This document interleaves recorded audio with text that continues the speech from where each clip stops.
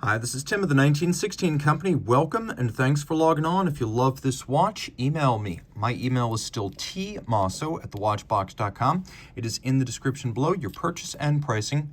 Email question line for this or any watch you see on any of our platforms. Email me for pricing. I am still tmosso@thewatchbox.com.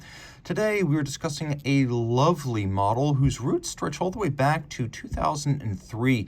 This is the FP Journe Octa Lune Black Label, a spectacular 40mm platinum timepiece built around the romantic Moonphase complication. But because this is Black Label, this is exclusive to FP Journe boutiques and espaces, and then only available through those outlets to those who have previously purchased new FP Journe watches. So not only is it the Octa Lune in platinum, it is the most exclusive version.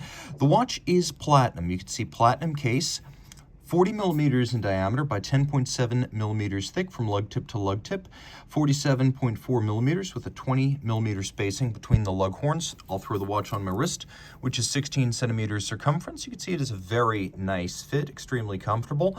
The watch won the Men's Watch Prize back in 2003 at the GPHG, so it is a GPHG laureate. You can understand its enduring appeal. Being fairly short across the wrist, it'll fit on a broad range of wrists, including as small as 14 centimeters circumference, again minus 16, and it's thin enough, especially with the domed bezel, that it will slide easily underneath a dress cuff. Taking a look at the strap, you can see we have large rectangular scale alligator leather on top with a semi-gloss finish, a monotone stitch, and then a folded edge, and on the bottom we have round, small scale alligator leather. So Journe and a lot of other high-end brands, both large group brands and boutique independents, has been moving towards the double alligator leather strap, whereas gator on top, calf on the bottom was once standardized. A more expensive but also longer lasting strap that's gator on both sides has become a signature of the haute de gamme in recent years. We have a simple FP Journe platinum pin buckle right there,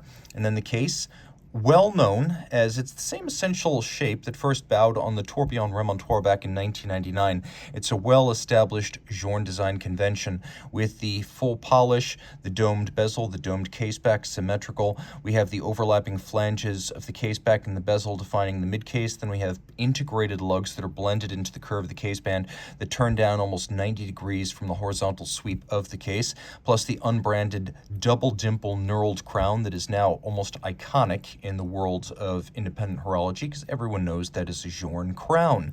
The dial is fascinating, not just because it's black, this is a black label, of course, and in addition to the restrictions on where and who can buy these watches, there is the black label color combination, black dial and platinum, that is exclusive to the series.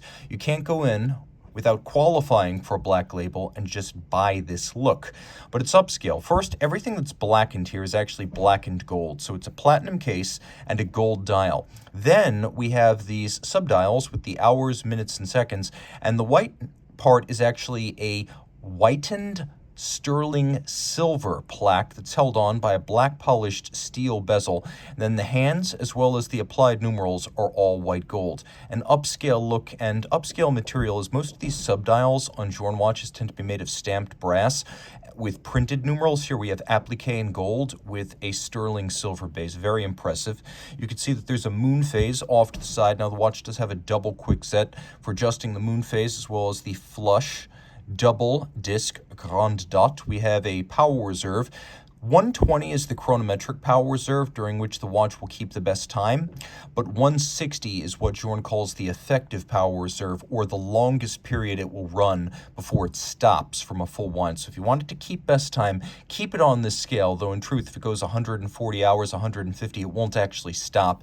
It just won't be keeping the best possible time. Now, unlike a lot of Journe watches that have the word chronomet in their name, this is a conventional power reserve, so as you wind it, the hand moves towards the big number, as opposed to the chronometer style watches at Journe that use that name chronomet. Those have power reserves that move backwards like marine chronometers would have. Now, I mentioned we have a gold dial, a platinum case, and a solid gold movement. This is the FP Journe Octa caliber 1303, so it is the third revision of the Octa 1300, and the big change, which I want to say came about around 2007, was the move from bidirectional winding to more efficient unidirectional winding, which this has. So 160 hours of absolute power reserve, 36 pivot joules.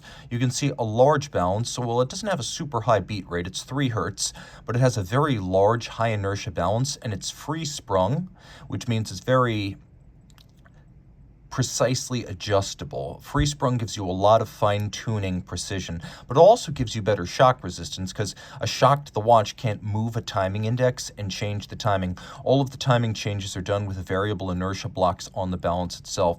So 3 hertz, free sprung, 5-position adjustment, a large amount of inertia, a massive wheel, and then bridges of 18 karat rose gold. The base plate also 18 karat rose gold. You can see the mass at center is 22 carats, and people often ask me, why is the rotor slightly smaller than the movement? And this has something to do with making the dial side of the watch amenable to driving complications. It resulted in an offset of the winding system on the back. So the Octa 1300 was always intended as a tractor movement to drive complications, and something about the way those dock with the dial side impacts the off-centered location of the winding rotor on the backside. Now we have a lot of fine finish, a rose lathe cut Grand Dorche or barleycorn pattern on the rotor, circular Côte de Genève on the bridges.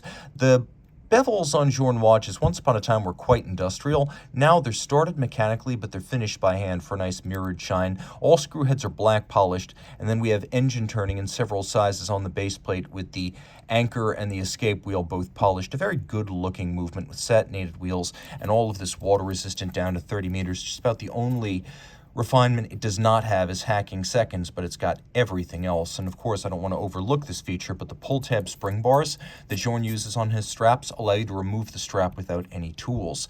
Reach out to Team Mosso at thewatchbox.com for purchase and pricing details.